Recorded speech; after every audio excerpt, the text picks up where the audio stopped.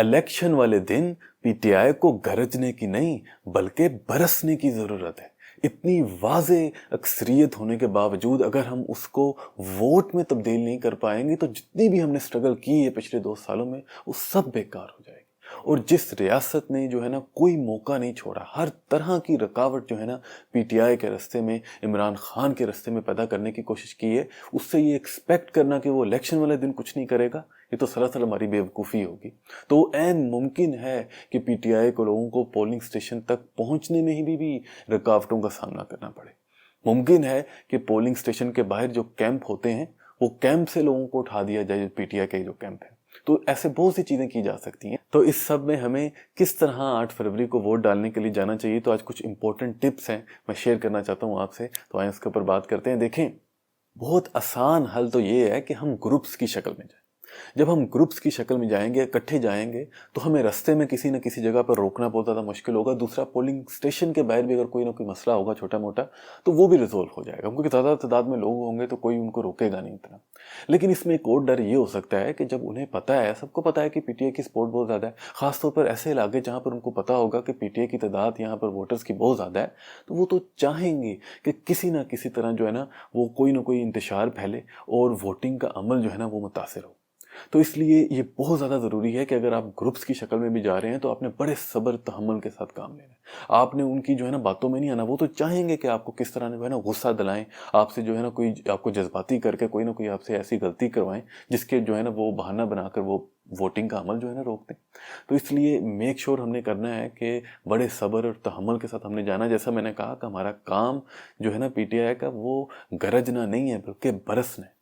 अगर हम अपनी वाज़े अक्सरियत को वोट में तब्दील नहीं करेंगे तो बहुत बड़ा नुकसान हो जाएगा। तो इसलिए बड़े सब्र के साथ सबसे ज़्यादा ज़रूरी ये है कि आपने अपना जाके वोट कास्ट करना है। और फिर दूसरे जो लोग जो हैं वो जो ग्रुप्स की शक्ल में नहीं जाते, जो अकेले जाते हैं, ज़्यादा से ज़्यादा अपनी फैमिली को साथ लेकर जाते हैं, देखिए उनको रुकावट हो सकती है रास्ते में, उनको जो है ना पुलिस वाले रोक सकते हैं इधर उधर।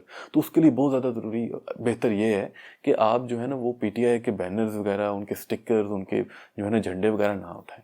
इसकी कोई ज़रूरत नहीं है। अहमियत इस बात की है कि आप जो है ना वोट कास्ट करके आए पीटीआई के कैंडिडेट को, इमरान खान के कैंडिडेट को।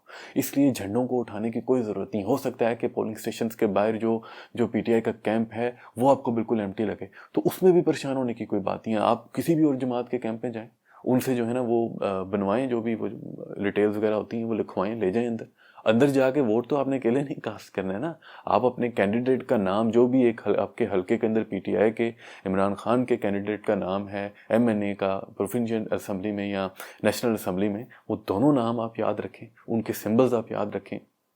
और बाहर जो है ना आप बेशक जिसके मर्जी कैंप में जाएं, बेशक आप जो है ना वो किसी दूसरी पार्टी का स्टिकर लगवा लें, लेकिन आप एक दफ़ा अंदर चले गए, वोट आपने जब कास्ट करने लगेंगे तब तो आप अकेले हैं ना। तब आप गौर से जो है ना उसको पढ़ें और कोशिश करें कि बैलेट पेपर को जो है ना पूरा एक दफ़ा एंड तक पढ़ें। ये ना हो कि शुरू में 1-2 नाम पढ़ें, आपको वो कोई नाम मिलता जुलता नज़र आए और उस पर आप वोट लगा दें। हो सकता है, ऐसा भी हो सकता है कि पीटीआई के कैंडिडेट जैसा कोई नाम जो है ना किसी और का हो और सिंबल भी उसको किसी तरह से उससे मिलता जुलता दे दिया जाए, तो आप कंफ्यूज हो जाएंगे।